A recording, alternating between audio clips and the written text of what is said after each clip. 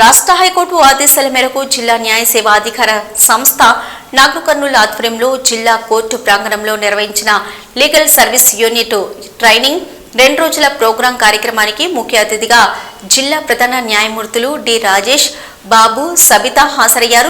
ఈ సందర్భంగా జ్యోతి ప్రజ్వలన చేసి సమావేశాన్ని ప్రారంభించిన అనంతరం న్యాయమూర్తి సురేష్ బాబు మాట్లాడుతూ మానసిక వికలాంగులకు మానసికంగా వారు ఏ పని చేస్తున్నారో వారికి తెలియదని, మానసిక వికలాంగుల పట్ల సమాజం సహృదయంతో మెలగాలని, అలాంటి వారి పట్ల వివక్ష చూపవద్దని, మన జిల్లాలో మానసిక వికలాంగులు ఉన్నట్లయితే వారిని గుర్తించి డిస్ట్రిక్ట్ లీగల్ సర్వీసెస్ అథారిటీకి సమాచారం ఇచ్చినట్లయితే వారిని మానసిక వికలాంగుల కేంద్రంలో చేర్పించి బాగోగులు చూసుకోవడం జరుగుతుందని, అప్పుడు వారు కాస్త మెరుగుపడే అవకాశం ఉంటుందని సందర్భంగా వారు తెలియజేశారు.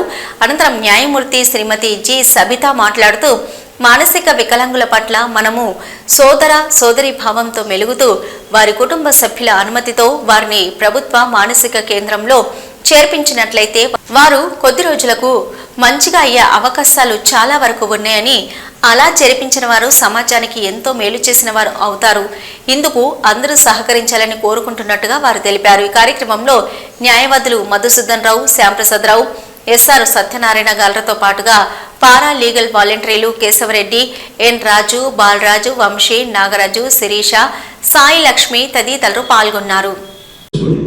మన నాగర్ కర్నూలు ఇట్లాంటి వాళ్ళందరూ ఎవరున్నా సరే, ఎవరికైతే ఇలాంటి ట్రీట్మెంట్ ఇవ్వాలి, మనం ఈ ప్రోగ్రామ్ మనందరం కూడా, మీరు కూడా మీకు తెలిసిన వాళ్ళు ఇట్లా ఎవరైనా మెంటల్గా పిచ్చిగా ఉండి తిరగడం, మరి నేను బోర్డులో చేశాను ఒకసారి. చేసినప్పుడు అతను పిచ్చి ఏంటంటే గ్లాస్ పగలగొడితే రాయి పెట్టి కొట్టేస్తాను. ఎక్కడ గ్లాస్ పెడితే ఊరిలో ఒక నైట్ మొత్తం ఆ ఊరిలో బయట కనబడే అద్దాలన్నీ బాగుపడుస్తాయి. ఇట్లా ఒక్కొక్కరు ఒక్కో రకంగా ఉంటారు.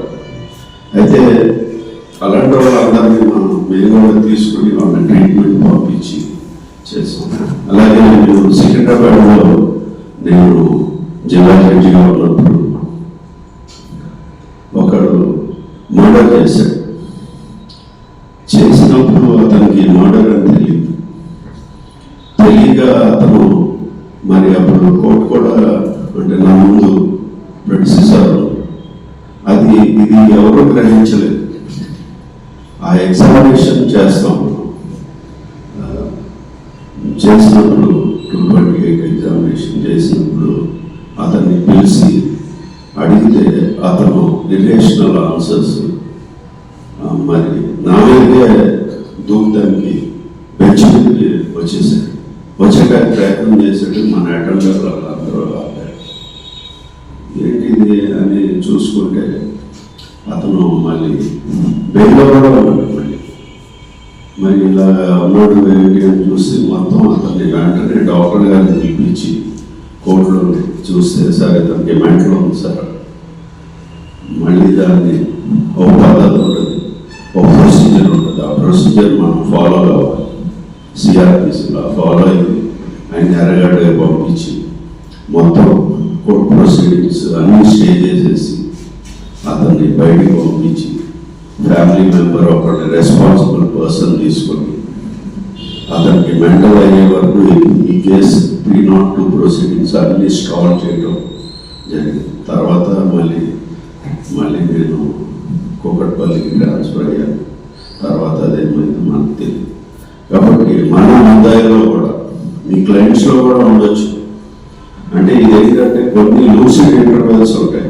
ఎప్పుడు వాడు మెంటల్గా ఉండడు. ఒక్కో టైంలో వాడికి మెంటల్ వస్తుంది. ఆ టైంలో వాడు ఏం చేస్తున్నాడో తెలియదు. ఇట్లాంటి వాళ్ళందరినీ మనం ఐడెంటిఫై చేద్దాం. నాగర్ కర్నూలుని ప్యూర్ మెంటల్ ఫ్రీ డిస్ట్రిక్ట్గా చేయాలి అనే కోరిక నాకు ఉంది. మనందరం చేద్దాం. మనం